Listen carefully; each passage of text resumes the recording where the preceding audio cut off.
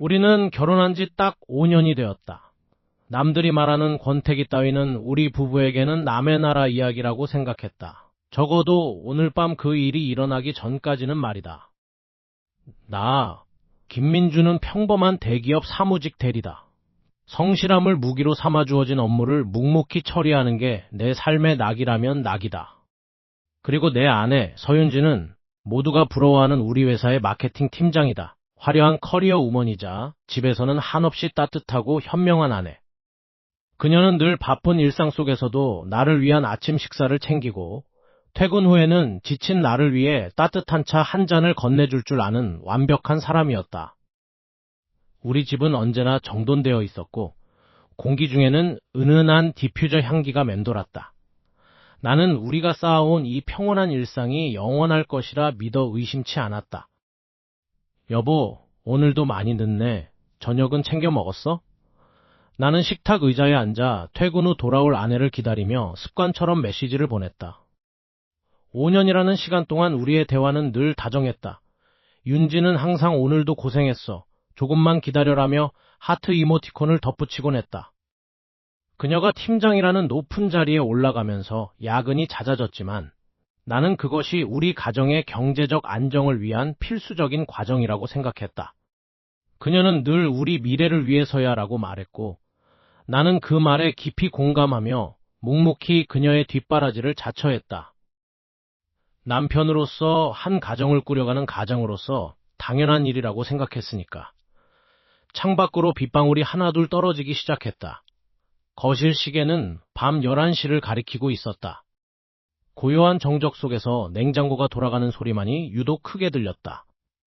나는 문득 우리가 처음 만났던 날을 떠올렸다. 화사한 미소를 지으며 내게 다가오던 그녀의 모습. 5년이 지난 지금 그녀의 미소는 여전히 눈부시지만 어딘가 모르게 조금은 더 차가워진 듯한 느낌을 지울 수 없었다. 아니, 정확히 말하자면 그녀는 점점 더 계산적으로 변하고 있었다. 마케팅 팀장이라는 직함 때문일까? 그녀의 모든 행동에는 이유가 있었고 모든 대화에는 목적이 있었다. 하지만 나는 그마저도 그녀의 열정이라 믿으며 덮어두었다. 현관 비밀번호 누르는 소리가 들렸다. 딸깍 띠띠띠띠. 왔어? 나는 반가운 마음에 현관으로 나갔다. 윤지는 짙은 네이비색 트렌치코트를 입은 채 지친 기색으로 서 있었다. 구두굽 소리가 복도에 차갑게 울려 퍼졌다. 그녀는 평소처럼 나를 향해 미소 지었지만 눈동자는 왠지 모르게 흐릿해 보였다. 응, 민준아, 오늘도 야근이 길어졌네. 정말 미안해. 그녀가 내 어깨를 다독이며 스쳐 지나가려던 찰나였다. 나는 그녀를 안아주기 위해 한 걸음 더 다가섰다. 그런데 순간 숨이 턱 막히는 감각이 나를 덮쳤다. 평소 그녀가 사용하는 은은한 비누 향기가 아니었다. 코끝을 강하게 찌르는 아주 낯설고도 진한 우디 계열의 향수 냄새였다. 차갑고도 묵직한, 마치 숲속 깊은 곳에 젖은 흙내음 같은 그 향기는 그녀의 목덜미와 코트 칼라에 짙게 배어 있었다. 나는 멈칫하며 그녀의 어깨를 붙잡았다. 그녀의 눈빛이 찰나의 순간 흔들렸다. 그윽한 나무 향기 사이로 내가 전혀 모르는 누군가의 채취가 섞여 들어오는 듯한 불길한 예감이 등줄기를 타고 흘렀다. 여보, 오늘 회식 있었어? 향수 냄새가 좀 평소랑 다르네? 내 말에 윤지는 태연하게 웃으며 가방을 내려놓았다. 아, 이거 거래처 사람이 선물로 준 거야. 향이 괜찮지 않아? 그녀의 목소리는 평소와 다름없었지만 그 미소 뒤에 숨겨진 차가운 진실이 무엇인지 나는 아직 알지 못했다. 그 밤 거실의 공기는 완전히 얼어붙어 있었다. 어느 순간부터인가 우리 집의 식탁은 차갑게 식어 있었다. 5년이라는 시간 동안 늘 따뜻한 온기로 가득 찼던 거실이었는데 요즘은 정적만이 무겁게 내려앉아 있다. 아내는 마케팅 팀장이라는 직함에 걸맞게 늘 바빴지만 최근 들어 그 바쁨의 농도가 달라졌다. 예전에는 야근을 해도 피곤한 기색을 내비치며 내게 기대어 투정을 부리곤 했는데 이제는 아예 늦은 밤이 되어서야 도어락 소리와 함께 낯선 냉기를 풍기며 들어오곤 한다. 오늘도 그랬다. 시계 바늘이 밤 11시를 가리키고 나서야 현관문이 열렸다. 나는 거실 소파에 앉아 TV 소리를 작게 줄인 채 아내의 귀가를 기다리고 있었다. 현관 쪽에서 들리는 인기척에 반가운 마음이 앞섰지만 이내 느껴지는 서늘한 기운에 나는 몸을 움츠렸다. 아내는 거실 불을 켜지도 않은 채 현관 구석에 구두를 벗어 던지듯 놓았다. 왔어? 고생 많았네. 저녁은 먹었어? 냉장고에 당신 좋아하는 찌개 좀 데워놨는데. 나의 물음에도 아내는 대꾸가 없었다. 그저 무심하게 가방을 어깨에서 내려 식탁 의자에 걸어두고는 곧바로 욕실로 향했다. 물소리가 들리기 시작하자 거실에는 다시 정적이 찾아왔다. 나는 습관처럼 아내의 저녁 식사를 준비해두고 기다렸지만 아내는 마치 나라는 존재가 그곳에 없는 것처럼 행동했다. 우리 사이를 가로막고 있는 보이지 않는 투명한 벽이 점점 두꺼워지고 있다는 사실을 나는 매일 밤 뼈저리게 실감하고 있다. 아내는 욕실에서 나와 화장대 앞에 앉았다. 화려한 화장을 지우는 그녀의 손길은 평소보다 훨씬 더 정교하고 차갑게 느껴졌다. 나는 조심스럽게 다가가 아내의 어깨를 가볍게 마사지해주려 손을 뻗었다. 하지만 아내는 마치 벌레라도 닿은 것처럼 몸을 살짝 비틀며 피했다. 나 오늘 너무 피곤해. 좀 자고 싶으니까 그냥 두지 그래? 그 짧은 한마디에는 날카로운 가시가 돋쳐 있었다. 나는 머쓱해진 손을 내리며 쓴웃음을 지었다. 예전에 우리라면 하루 동안 있었던 사소한 일들을 공유하며 서로를 다독였을 시간이었다. 하지만 지금의 아내는 나와 눈을 맞추는 것조차 꺼리는 듯 했다.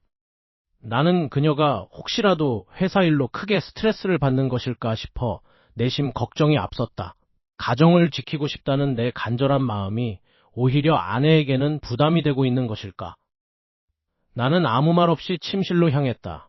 거실에 혼자 남겨진 나는 밤늦게까지 잠을 이루지 못했다. 아내가 샤워를 마치고 나올 때까지, 그리고 침실 문이 닫힐 때까지 나는 소파에 앉아 멍하니 천장만 바라보았다.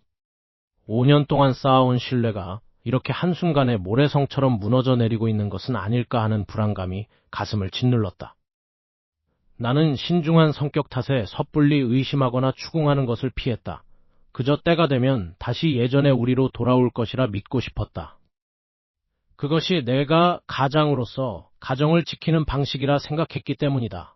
하지만 그 믿음은 오늘 밤 사소한 계기로 인해 산산조각이 나고 말았다. 아내가 욕실에 들어간 뒤 거실에 두고 온 스마트폰이 진동했다. 나는 무심코 그쪽으로 시선을 돌렸다가 멈칫했다. 화면에 뜬 메시지 창이 잠시 켜졌다가 사라졌는데 아내의 평소 말투와는 전혀 다른 다정한 이모티콘들이 보였다. 심장이 덜컥 내려앉는 기분이었다. 나는 애써 아무 일도 아니라고 스스로를 다독이며 침실로 들어갔다. 침실 안은 어두웠고 아내는 침대에 누워 등을 돌리고 있었다. 나는 조용히 침대 옆으로 다가가 누우려 했다. 그때 아내의 움직임이 왠지 모르게 부자연스러워 보였다. 그녀는 마치 무언가를 필사적으로 숨기려는 듯이 몸을 웅크리고 있었다. 자세히 보니 아내의 한쪽 손이 베개 밑으로 깊숙이 들어가 있었다. 내가 침대 가까이 다가가자 아내는 깜짝 놀란 듯 몸을 크게 떨었다. 찰나의 순간이었다. 아내는 베개 밑에 숨겨두었던 스마트폰을 꺼내 황급히 화면을 껐다. 방금까지 무언가에 열중하고 있었던 사람처럼 그 속도는 지나치게 빨랐고 의도적이었다. 내가 침대 옆에 다가와 서 있음을 인지한 아내의 눈동자가 당혹감과 차가운 경계심으로 뒤섞여 흔들리고 있었다. 나를 바라보는 그녀의 눈빛 속에서 나는 그동안 한 번도 보지 못한 낯선 이방인의 얼굴을 마주했다. 과연 무엇을 숨기고 있는 것일까? 이 정적 속에서 나는 숨조차 제대로 쉴 수 없었다. 그녀의 퇴근 시간은 점점 더 늦어지고 있었다. 현관문에 도어락 비밀번호가 눌리는 소리가 들릴 때면 나는 마치 죄인이라도 된 양 거실 불을 끄고 소파에 깊숙이 몸을 파묻곤 했다. 야근이야. 회식이 길어졌어. 그녀의 건조한 목소리는 이제 내게 일상이 되어버린 지 오래다. 하지만 그 건조함 속에 숨겨진 미세한 균열을 나는 매일 밤 확인하고 있었다. 아내가 잠든 뒤 거실에 홀로 앉아 숨을 죽이고 있으면 차가운 공기 사이로 낯선 불안감이 스며들었다. 아내가 가방을 현관 앞 콘솔 위에 올려두는 습관이 있었다. 그 가방 속에는 그녀의 세상이 들어있었다. 나는 처음으로 그 세상에 손을 대기로 마음먹었다. 처음 그 가방을 열었을 때 내 손은 미세하게 떨리고 있었다. 신중하고 싶었다. 가정을 지키고 싶었기에 그녀의 은밀한 세계에 침범하는 이 행위가 내 스스로를 갉아먹는 일임을 알면서도 멈출 수 없었다. 가방에서는 은은한 향수 냄새와 함께 바쁜 일상을 증명하는 듯한 서류 뭉치들이 쏟아져 나왔다. 나는 그녀의 업무 다이어리와 영수증들을 하나하나 살폈다. 빽빽하게 적힌 마케팅 일정들 사이로 그녀가 말한 회식 장소와 실제 결제 내역이 일치하는지 확인했다. 몇 번의 확인은 그녀의 말이 사실임을 증명해 주는 듯했다. 나는 안도하며 깊은 한숨을 내쉬었다. 그래, 내가 너무 예민한 거야. 그녀는 그저 고단한 직장인일 뿐이야. 하지만 내 안의 불안은 완전히 사라지지 않았다. 그녀의 스마트폰 알림 소리조차 날카로운 바늘처럼 내 신경을 찌르고 있었다. 다음 날 아내는 출장을 가야 한다며 평소보다 일찍 나갔다. 가방을 챙기는 그녀의 손길이 평소보다 조금 더 바빠 보였다. 나는 출근하는 척 집을 나섰다가 다시 돌아와 그녀가 두고 간 보조 가방을 뒤지기 시작했다. 무언가 아주 작은 것이라도 찾아야만 했다. 그녀의 거짓말을 확인하고 싶은 마음과 제발 아무것도 없기를 바라는 마음이 뒤섞여 속이 뒤틀렸다. 가방 깊숙한 곳, 안감과 본체 사이의 틈에 구겨진 종이 조각 하나가 걸려 있었다. 그것을 꺼내 들었을 때 내 심장이 덜컥 내려앉는 것 같았다. 그것은 영수증이었다. 날짜는 아내가 지방으로 출장을 갔다고 했던 바로 그날이었다. 문제는 장소였다. 시내 중심가의 화려한 레스토랑이 아닌 도시 외곽의 한적하고 인적 드문 카페였다. 카페 솔향. 이름부터 생소한 그곳의 영수증에는 주문 내역이 선명하게 찍혀 있었다. 아메리카노 2잔. 결제 시간은 오후 3시였다. 출장지에 있어야 할 아내가 도심에서 한참 떨어진 외곽의 구석진 카페에서 누구와 마주 앉아 있었던 걸까? 커피를 2잔 시켰다는 사실이 내 머릿속을 강타했다. 아내는 커피를 좋아하지 않는다. 가끔 마시는 카페라떼 한 잔이 전부였던 사람이 아메리카노를 2잔이나 시켰다. 그것도 누군가와 함께. 영수증 끝에 찍힌 잉크 자국이 마치 내 미래를 예고하는 검은 점처럼 보였다. 나는 떨리는 손으로 그 영수증을 꽉 쥐었다. 종이가 구겨지는 소리가 적막한 거실을 채웠다. 이제 알겠다. 그녀의 바쁨은 일을 위한 것이 아니었다. 그녀는 누군가와 은밀한 시간을 쌓아가고 있었다. 나는 거실 바닥에 주저앉았다. 내가 지키고 싶었던 행복은 이미 그녀가 던져버린 조각들 속에서 산산조각 나 있었다. 과연 내일 아내가 돌아오면 나는 이 영수증을 그녀 앞에 내밀 수 있을까? 아니면 이대로 모르는 척 다시 완벽한 남편의 가면을 쓰고 그녀를 맞이해야 하는 걸까? 내 앞에 놓인 영수증 한 장이 우리 부부의 5년이라는 시간을 잔인하게 부정하고 있었다. 심장이 터질 것 같다. 도대체 누구와 있었던 거지? 나의 의심은 이제 확신으로 변해가고 있었다. 욕실에서 들려오는 규칙적인 물소리가 거실의 정막을 비집고 들어왔다. 그 소리는 나에게 주어진 유일한 기회이자 지난 5년간 쌓아올린 신뢰라는 성벽을 스스로 무너뜨려야 하는 처형의 시간이기도 했다. 아내의 노트북은 거실 테이블 위 늘 그렇듯 단정하게 닫혀 있었다. 나는 심장이 터질 듯한 고동소리를 억누르며 조심스럽게 다가가 뚜껑을 열었다. 화면에서 뿜어져 나오는 푸른 빛이 내 창백한 얼굴을 비췄다. 비번은 어렵지 않았다. 우리가 처음 함께 여행을 떠났던 날짜. 그 숫자를 입력하는 손끝이 미세하게 떨렸다. 엔터키를 누르는 순간 마치 판도라의 상자를 여는 듯한 섬뜩한 기운이 등줄기를 타고 흘렀다. 노트북 화면에는 그녀의 일상이 고스란히 담겨 있었다. 업무용 메신저와 메일함이 나열되어 있었지만 내 눈을 사로잡은 것은 바탕화면 구석에 숨겨진 비밀 폴더였다. 폴더를 클릭하자마자 쏟아져 나온 것은 낯선 남자와 주고받은 수많은 메신저 캡처본과 사진들이었다. 손이 떨려 마우스를 잡은 손에 힘이 들어가지 않았다. 사진 속의 아내는 내가 알던 다정한 모습이 아니었다. 호텔 라운지에서 본 적 없는 화려한 목걸이를 걸고 낯선 남자의 어깨에 기대어 교태를 부리는 그녀의 표정은 차갑고도 탐욕스러웠다. 이번 주말 남편은 본가에 내려보낼 거야. 그때 봐. 그 아파트명의 이전 문제는 거의 다 됐어. 걱정 마. 대화 내용은 경악 그 자체였다. 그녀는 단순히 외도를 하는 수준을 넘어 우리의 가정 자체를 경제적인 먹잇감으로 이용하고 있었다. 내 이름으로 된 대출, 우리의 보금자리인 아파트, 심지어는 내가 아끼던 적금까지 모두 그녀의 계획하에 하나씩 정리되고 있었다. 내 머릿속이 하얗게 전멸했다. 지난 5년, 내가 행복이라고 믿었던 시간들이 사실은 아내라는 철저한 전략가 앞에 놓인 잘 차려진 밥상에 불과했다는 사실이 뼈저리게 느껴졌다. 억울함보다는 배신감으로 인한 구역질이 올라왔다. 나는 떨리는 손으로 이 모든 증거를 내 개인 클라우드로 옮기기 시작했다. 복사 진행률이 40%, 60%를 넘어갈 때쯤 욕실의 물소리가 멈췄다. 등 뒤에서 느껴지는 서늘한 공기에 나는 반사적으로 모니터를 덮으려 했다. 하지만 그 찰나의 순간 화면 우측 하단에 카카오톡 알림창이 팝업처럼 떴다. 발신자는 공인중개사 김 실장. 메시지의 내용은 내 숨을 멎게 만들었다.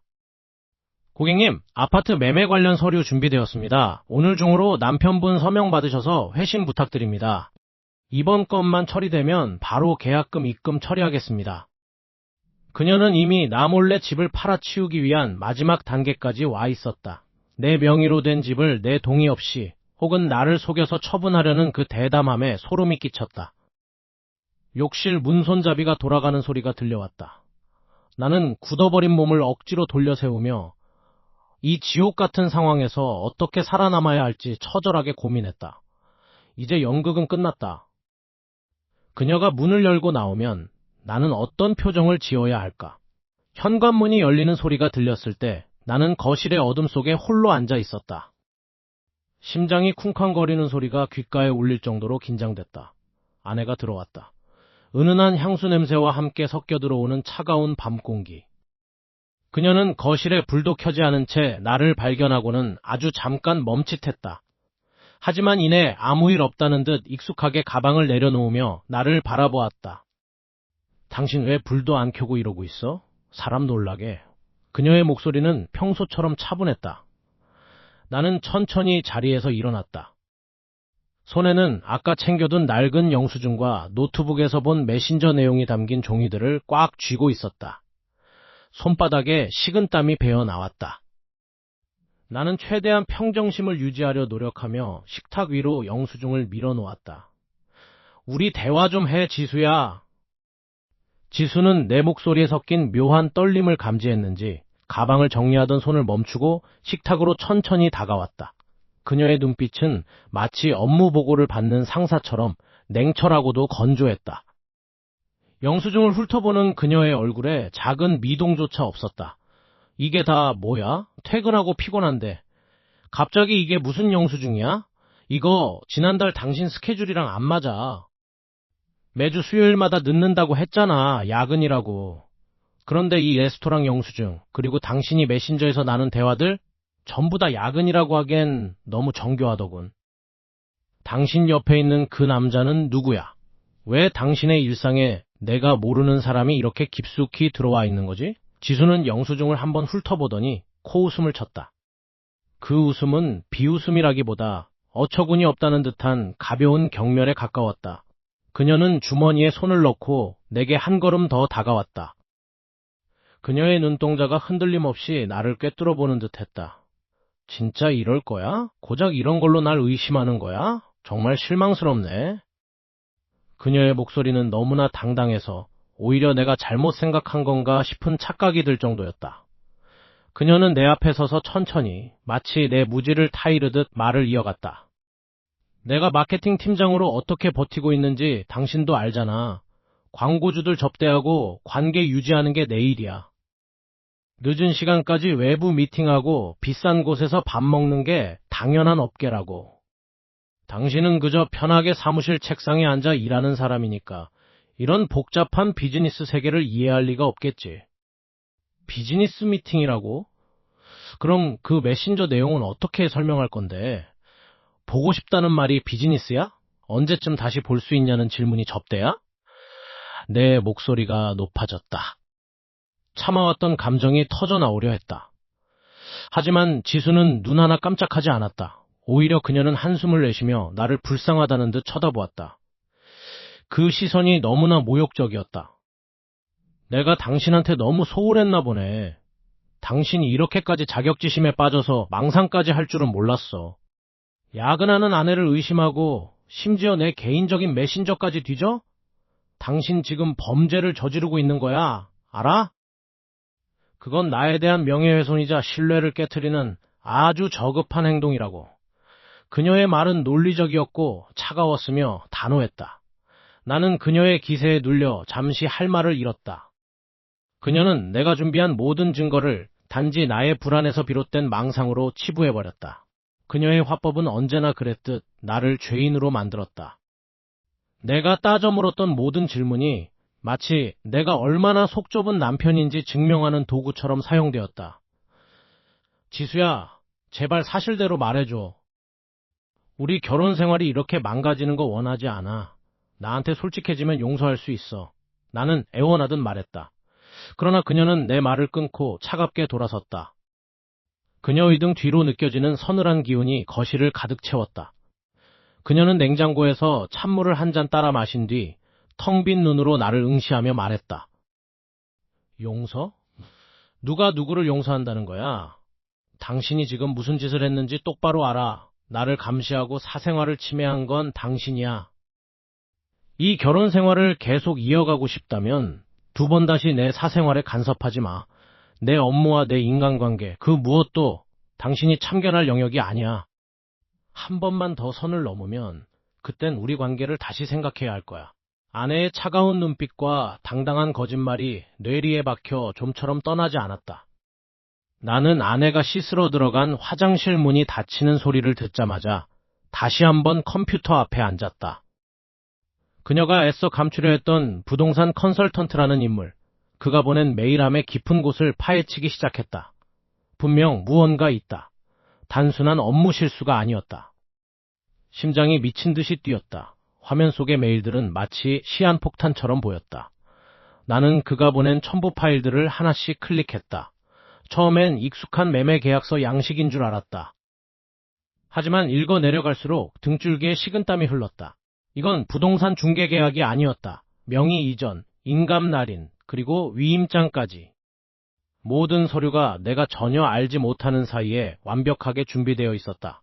계약 날짜를 확인하는 순간 내 손끝이 심하게 떨렸다. 무려 5개월 전이었다. 우리 집이 이미 누군가의 손에 넘어갈 준비를 마친 상태였다는 사실이 믿기지 않았다. 그들은 서류상으로 이미 우리 집을 매물로 내놓았고 가계약금까지 모두 수령한 상태였다. 아내는 그 모든 과정을 철저히 숨기며 나를 속여왔다. 내 집, 우리 가족의 안식처가 아내의 탐욕 아래에서 거래되고 있었다는 사실에 숨이 턱 막혔다. 나는 떨리는 손으로 그 중개인의 신상을 추적했다. 단순한 부동산 업자가 아니었다. 사기 전과로 악명 높았던 인물이었고 이미 여러 차례 비슷한 수법으로 가정들을 파탄낸 전력이 있었다. 나는 그가 보낸 또 다른 비밀 폴더를 열었다.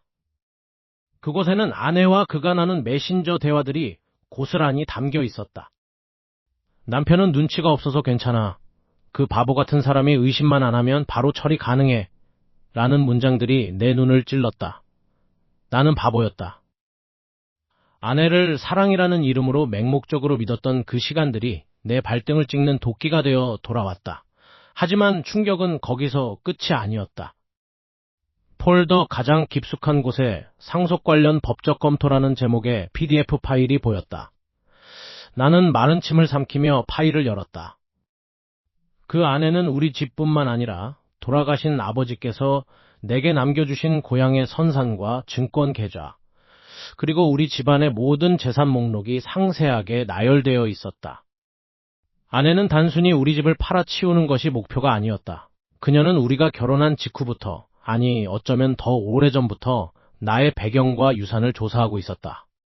내 가족의 대를 이은 자산을 어떻게 합법적으로 혹은 교묘한 사기 수법을 동원해 가로챌 수 있는지에 대한 시나리오가 빼곡하게 적혀 있었다. 소름이 돋아 팔을 문질렀지만 온기가 느껴지지 않았다. 이것은 단순한 외도나 경제적 실수가 아니었다. 결혼 자체가 거대한 기획범죄였다. 내 인생을 통째로 털어먹기 위해 5년이라는 시간을 연극처럼 연기해온 여자. 화장실에서 물소리가 멈췄다. 나는 거울 속 내 얼굴을 보았다. 거기엔 믿었던 사람에게 배신당한 남편이 아니라 한 사람의 인생을 철저히 유린당한 피해자가 서 있었다. 문고리가 돌아가는 소리가 들렸다. 이제 나는 어떻게 해야 하는가? 이 서늘한 진실을 마주한 이상, 더 이상 어제의 나로 돌아갈 수는 없다. 아내가 문을 열고 나오며 다시 한번 나를 속이기 위해 웃음을 지어 보일 것이다. 그 미소 뒤에 숨겨진 서늘한 칼날을 나는 이제야 분명히 보았다. 내 모든 것이 그녀의 발밑에서 무너져 내리고 있었다. 아내가 거실 테이블에 앉아 노트북을 두드리는 소리가 유난히 날카롭게 들렸다. 키보드를 치는 그 리듬에서 느껴지는 건 정당한 업무의 바쁨이 아니었다. 그것은 전쟁을 준비하는 군인의 손길, 혹은 먹잇감을 노리는 사냥꾼의 치밀함이었다. 나는 안방 문틈으로 그 모습을 지켜보며 심장이 옥죄어 오는 것을 느꼈다. 어제 내가 알아낸 사실들, 그녀가 부동산 사기꾼과 결탁해 우리들의 안식처인 이 집을 팔아치우려 했다는 사실은 나를 벼랑 끝으로 몰아넣었다. 하지만 내가 섣불리 움직일 수 없는 이유가 있었다. 그녀는 이미 나보다 한 발 앞서 있었다. 그날 밤 이후 집안의 공기가 미묘하게 바뀌었다. 아내는 더 이상 나를 무시하거나 화를 내지 않았다. 대신 그녀는 나를 상담이 필요한 심리적 가해자로 만들어가고 있었다. 며칠 전부터 그녀는 퇴근하면 거실에 앉아 내가 듣는 앞에서 친구와 통화를 했다. 내용은 가관이었다. 정말 미치겠어. 남편의 의처증이 갈수록 심해져. 내 핸드폰을 몰래 보고 퇴근 시간을 일일이 확인해. 요즘은 내가 숨 쉬는 것조차 감시하는 느낌이야. 집에서 숨이 막혀서 못 살겠어. 연기였다. 아주 정교하게 계산된 나를 사회적으로 매장하고 법적으로 고립시키기 위한 연극이었다. 오늘 아침 화장실에 다녀오니 내 스마트폰에 위치 추적 기능이 켜져 있었다. 아내는 태연하게 식탁에 앉아 커피를 마시며 나를 쳐다봤다. 당신 내가 어디 가는지 그렇게 궁금해? 정 불안하면 마음대로 해. 하지만 나도 이제 참는데 한계가 있어. 그 말 뒤에 숨겨진 악의를 나는 읽을 수 있었다. 그녀는 이미 내가 지난밤 그녀의 노트북을 몰래 보려 했다는 사실을 알고 있었다. 오히려 그 점을 역이용해 나를 스토킹과 정신적 학대를 일삼는 비정상적인 남편으로 프레임을 씌우고 있었다. 그녀의 치밀함은 소름이 돋을 정도였다. 그녀는 지난 몇 달간 내가 사소하게 투덜거렸던 말들을 하나하나 메모해둔 것 같았다. 당신이 어제 내 업무 전화를 끊어버렸잖아. 그건 직장 내 괴롭힘이야. 혹은 당신이 며칠 전 식탁을 내리쳤을 때 나 너무 공포스러웠어. 이런 식으로 그녀는 존재하지도 않는 가해의 기억을 내 머릿속에 심으려 했다. 마치 최면처럼 반복적으로 내가 죄인이라는 사실을 세뇌하고 있었다. 거실로 나갔다. 아내는 차분한 표정으로 서류 봉투 하나를 식탁 위에 올려두었다. 그녀의 눈빛은 차가운 얼음 같았다. 그 안에는 무엇이 들어있는지 굳이 열어보지 않아도 알 수 있었다. 그녀는 내가 알아낸 부동산 계약건을 오히려 내 망상으로 치부할 준비를 마친 상태였다. 내가 이 집을 지키려 할수록 나는 그녀의 덫에 더 깊이 걸려들게 설계되어 있었다. 우리 이제 그만하자. 그녀가 나지막이 말했다. 하지만 그 목소리에는 일말의 미련도 슬픔도 없었다. 당신이 말하는 그 끔찍한 의심과 정신적 학대, 이제 더는 못 견디겠어. 법원에서도 당신의 이런 태도는 정당한 이혼 사유가 될 거야. 그리고 이 집은 당신의 그 불안정한 심리 상태로부터 나를 보호하기 위한 보상으로 가져가야겠어. 그녀가 봉투를 내 쪽으로 밀었다. 서늘한 종이의 촉감이 손끝에 닿았다. 이혼 서류였다. 그녀는 승리의 미소를 입가에 매달며 나지막이 속삭였다. 이거 순순히 도장 찍어. 만약 당신이 여기서 조금이라도 발버둥 치거나 집을 넘기지 않겠다고 고집 피우면 당신의 그 집요한 스토킹 증거들을 전부 경찰과 회사에 넘길 거야. 내 평판이 무너지는 건 감수하겠어. 하지만 당신은 사회적으로 완전히 매장당하고 빈털터리로 길바닥에 나앉게 될 거야. 선택해. 조용히 사라질래? 아니면 세상 끝까지 망가질래? 거실을 가득 채운 정적은 숨이 막힐 지경이었다. 나는 거실 중앙에, 그리고 아내는 창가 쪽에 서 있었다. 현관문에 도어락 소리가 들리고 낯선 남자, 그 사기꾼 브로커가 자신만만한 표정으로 들어왔다. 그는 아내와 눈을 맞추며 가볍게 목례를 건넸고 마치 이 집이 벌써 자신의 것인 양 거실을 훑어보았다. 아내는 나를 한 번도 쳐다보지 않은 채 그저 차가운 미소만 입가에 걸고 있었다. 이제 더 이상 물러설 곳은 없었다. 나는 등 뒤에 숨겨두었던 서류 봉투를 천천히 탁자 위에 올려놓았다. 드디어 오셨군요. 기다리고 있었습니다. 내 목소리는 떨리지 않았다. 오히려 내 인생에서 가장 차분한 순간이었다. 브로커는 짐짓 여유로운 척 소파에 앉으려 했지만 나는 그를 제지하며 단호하게 말했다. 앉지 마십시오. 오늘 우리는 여기서 이 집이 누구의 것인지 그리고 당신들이 꾸민 일이 무엇인지 명확히 정리할 겁니다. 그 순간 아내의 눈빛이 살벌하게 변했다. 그녀는 내 앞으로 성큼 다가와 낮게 읊조렸다. 당신, 지금 제정신이야? 회사 일로 피곤한 사람 불러놓고 이게 무슨 짓이야? 당장 그 서류 치워. 그녀의 목소리는 연극처럼 꾸며져 있었지만 그 안에 담긴 살기는 숨길 수 없었다. 나는 서류 봉투를 열어 사진들을 탁자 위에 펼쳤다. 그들이 호텔 로비에서 은밀히 주고받던 봉투, 가짜 인감증명서, 그리고 부동산 매매 계약서에 위조된 사본들이 적나라하게 드러났다. 이게 다 뭡니까? 당신이 그토록 감추고 싶어 했던 부동산 컨설팅의 실체인가요? 브로커의 안색이 흑빛으로 변했다. 그는 급히 일어나 현관으로 향하려 했지만 나는 미리 잠가둔 문을 가리키며 그를 압박했다. 어디 가시려고요? 경찰이 오고 있습니다. 당신이 그동안 얼마나 많은 사람들의 가정을 파탄냈는지 이제 법정에서 상세히 설명하시죠.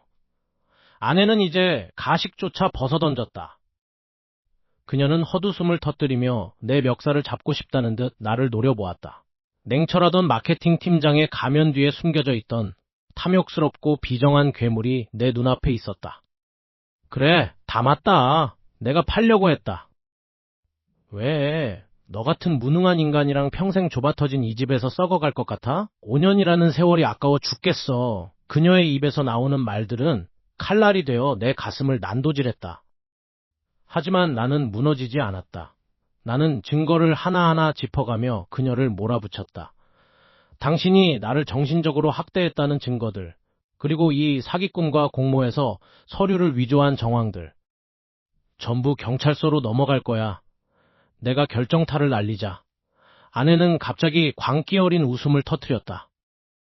그녀는 천천히 내 뺨을 어루만지는 척하다가 뱀처럼 차가운 손길로 내 턱을 잡아 올렸다. 그녀의 눈에는 이제 애정은커녕 인간적인 존중조차 남아있지 않았다. 그녀가 나지막이 내뱉은 한마디는 공포 그 자체였다. 그래, 좋아. 다 폭로해. 하지만 알아둬. 내가 잃을 게 있다면 너는 인생 전체를 잃게 될 거야. 내가 말했지. 이 집은 내 이름으로 되어 있다고. 내가 마지막까지 내 발목을 잡고 늘어진다면 나는 이 집을 그 누구도 가질 수 없게 만들 거야. 오늘 밤 이 모든 걸 불태워버릴 수도 있어. 너랑 나랑 그리고 이 빌어먹을 집까지 전부 다. 그게 싫으면 당장 저 서류에 사인해. 그게 너한테 남은 마지막 잡이야. 그녀는 주머니에서 라이터를 꺼내 식탁보에 대고 불꽃을 튀기기 시작했다. 그녀의 눈빛은 진심이었다. 그녀는 정말로 모든 것을 파괴할 준비가 되어 있었다. 나는 그녀의 광기 어린 눈을 정면으로 응시하며 내 손에 쥔 마지막 카드를 어떻게 써야 할지 머릿속으로 계산했다. 이 싸움은 이제 누가 더 미쳤는가를 증명하는 잔인한 전쟁이 되어가고 있었다. 식탁 위에 놓인 서류 뭉치는 마치 거대한 절벽처럼 나를 짓누르고 있었다. 창밖으로 보이는 거리는 평소와 다름없이 분주했지만 집안은 그야말로 얼음장 같은 정적만이 감돌았다. 5년이라는 시간, 우리가 함께 쌓아 올렸다고 믿었던 그 모든 순간이 이제는 서류 속 활자 몇 줄로 재단되어 사라질 위기에 처해 있었다. 아내는 맞은편에 앉아 덤덤하게 차를 마시고 있었다. 그녀의 눈빛은 내가 알던 다정했던 연인의 것이 아니었다. 오직 차가운 계산과 목적만이 서린 낯선 타인의 눈동자였다. 서명해. 그게 당신한테도 훨씬 나을 거야. 그녀의 목소리는 너무나 담담해서 오히려 소름이 끼쳤다. 지난 며칠간 그들의 추악한 계획을 하나하나 파헤치며 느꼈던 분노는 이제 무력감으로 바뀌어 있었다. 부동산 브로커와 짜고 내 명의의 집을 가로채려 했던 음모, 그리고 나를 정신적 학대범으로 몰아가기 위해 조작했던 수많은 거짓 증거들. 이 모든 것이 이제 법적인 효력을 갖는 종이 한 장에 응축되어 있었다. 내가 서명만 하면 이 지옥 같은 연극은 막을 내릴 것이었다. 나는 아무 일 없었다는 듯 조용히 이 집에서 나가 새로운 삶을 시작할 수 있었다. 하지만 마음 한구석에서는 끓어오르는 억울함이 나를 놓아주지 않았다. 나는 떨리는 손으로 만년필을 쥐었다. 잉크의 차가운 감촉이 손끝을 타고 전해졌다. 내가 만약 이 서류에 사인한다면 그것은 굴복일까 아니면 진정한 해방일까? 법정으로 이 사건을 가져간다면 그녀의 추악한 민낯을 세상에 드러낼 수는 있을 것이다. 하지만 그 과정에서 내가 감당해야 할 진흙탕 싸움과 잃어버릴 평온은 누가 보상해 줄 것인가? 아내는 내 침묵을 기다리며 은근한 압박을 가하고 있었다. 그녀의 시선은 마치 뱀처럼 나를 올가매고 있었다. 나는 천천히 고개를 들어 그녀를 바라보았다. 우리가 함께 나누었던 웃음, 주말마다 나누던 평범한 대화들이 마치 유령처럼 내 귓가를 맴돌았다. 모든 것이 거짓이었다고 생각하니 가슴 밑바닥에서부터 비릿한 쓴맛이 올라왔다. 집 안의 공기는 더 이상 따뜻하지 않았다. 텅 빈 거실, 벽에 걸린 행복했던 시절의 액자는 이제 나를 조롱하는 듯 보였다. 아내의 계획대로 모든 것을 정리하고 깨끗하게 떠나는 것이 현명할까? 아니면 끝까지 발버둥 쳐서 그녀가 저지른 죄의 대가를 치르게 하는 것이 정의일까? 만년필 끝이 종이에 닿기 직전 나는 멈칫했다. 이 작은 펜 끝에 나의 미래가, 그리고 5년이라는 시간의 무게가 달려 있었다. 창밖으로 뉘엿뉘엿지는 노을이 거실 안으로 길게 그림자를 드리웠다. 그 그림자 속에서 나는 다시금 고민에 빠졌다. 진실을 밝히기 위해 내 남은 영혼까지 소모해야 하는 전쟁터로 뛰어들 것인가? 아니면 이 비참한 현실을 뒤로하고 비겁할지라도 평온한 도망을 택할 것인가? 나는 천천히 펜 끝을 종이 위에 올렸다. 나의 결정을 기다리는 이 숨막히는 침묵 속에서 나는 스스로에게 묻지 않을 수 없었다. 만약 당신이 내 자리에 서 있다면 모든 것을 파괴할지라도 정의를 택할 것인가? 아니면 모든 것을 묻어두고 안전한 퇴로를 택해 새로운 삶을 시작할 것인가?